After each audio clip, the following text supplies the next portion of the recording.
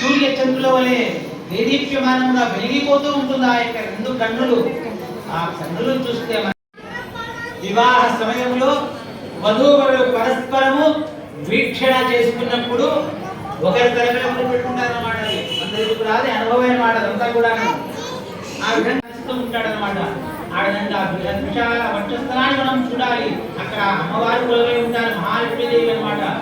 ఆ లక్ష్మీదేవిని చూస్తే సౌభాగ్యం సిద్ధిస్తుంది అని చెప్పేసి ఆ తర్వాత ఏం చేయాలి మనము? ఓం కన్యా కనక సంపన్న కనకాభరణేర్యుతాం దాస్యామి విష్ణవే తుభ్యం బ్రహ్మలోకే దిగీకయా.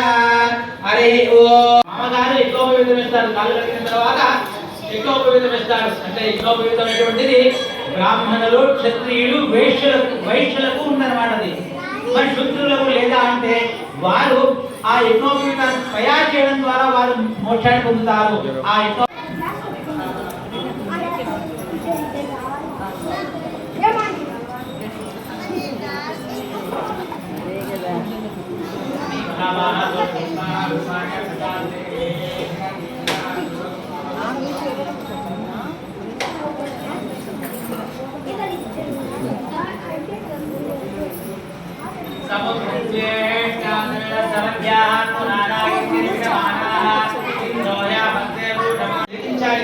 ఆ తర్వాత బయటికి వచ్చి కళ్ళు మూసుకుంటే ఆ మూర్తి మన కళ్ళలో ఒకసారి గోచరం అవుతుంది. కానీ అక్కడపై కళ్ళు మూసుకుంటే మూర్ఖత్వం అవుతుంది. కాబట్టి ఆ యొక్క రూపాన్ని మనం ఇప్పుడు కళ్ళు మూసుకోండి, మీకు ఆ యొక్క తిరుపతి 7 కుండలు వాటి కనబడతారు అన్నమాట.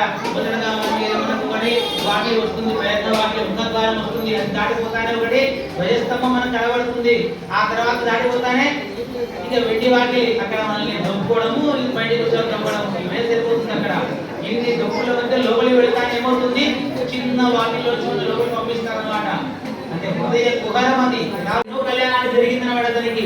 ఎప్పుడు ద్వాపరయుగంలో ఏ కళ్యాణం చూడలేదు కాబట్టి చూడాలి కోరిక ఉంటుంది. ఆమె కోరికను తీరుస్తూ నీవే నా యొక్క పెళ్లి పెద్దగా ఉంటూ కలియుగంలో నేను వెంకటేశ్వరంగా వస్తాను, అక్కడ నీ యొక్క చేతుల మీదుగా ఆ యొక్క పద్మావతి పరిణయం చేసుకుంటానని చెప్పేసి వరమిచ్చి ఉంటాడు. అందుకోసమే ఆ యొక్క స్వామి సాక్షాత్ ఆ వైకుంఠం నుంచి వస్తాడనమాట.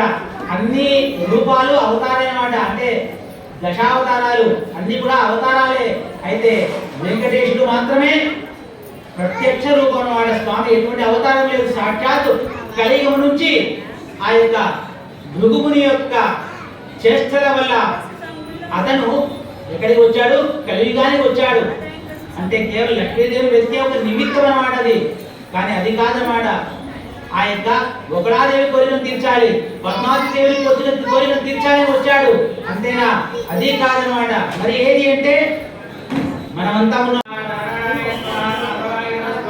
గోవిందాయ నమః, విష్ణవే నమః, వినోదనాయ నమః, త్రివిక్రమాయ నమః, వామనాయ నమః, శంకరాయ నమః, శ్రీకేశాయ నమః, వసనాయ నమః, దామోదరాయ నమః, సంకర్షణాయ నమః, వాసుదేవాయ నమః, ప్రద్యుమ్నాయ నమః, అనిరుద్ధాయ నమః, గురురాసమాయ నమః, దోషజాయ నమః, నారసింహాయ నమః, జనార్దనాయ నమః, ఉపేంద్రాయ నమః, హరే నమః, శ్రీకృష్ణాయ నమః. ఓం ప్రణవస్య పరబ్రహ్మణే పరమాత్మా దేవతా దేవీ గాయత్రీ ప్రాణాయామే వినియోగః. ఓం కూడా ధరించే వాళ్ళు చెప్పేసి చెప్తారు అన్నమాట. ఆ యొక్క కాలానుగుణంగా యుగ కర్మంగా జరుగుతూ ఉండేది. సరే, ప్రస్తుతానికి ఇక్కడ మనం అక్కడ స్వామికి సువర్ణ యజ్ఞోపవీతాన్ని మనం ధరిస్తూ ఉన్నాము, వేస్తూ ఉన్నాము అన్నమాట. యజ్ఞోపవీతం పరమం పవిత్రం ప్రజాపతేన సహజం పురస్తాత్ ఆలిష్టమగ్నం ప్రతిముక్షం యజ్ఞోపవీతం బలమస్వతేజః. యజ్ఞోపవీత ధారణ ముహూర్త శుభ ముహూర్తో స్థితి భవంతో బ్రువంతో.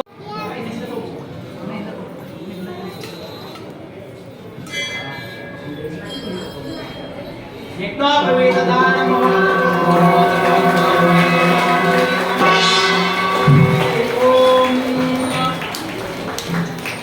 యజ్ఞోపవీత ధారణ ముహూర్త శుభ ముహూర్తో స్థితి భవంతో.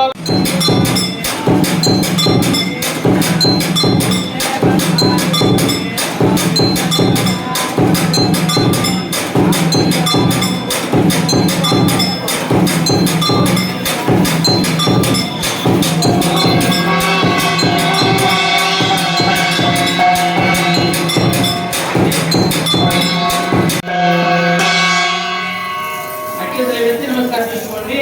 తదేవ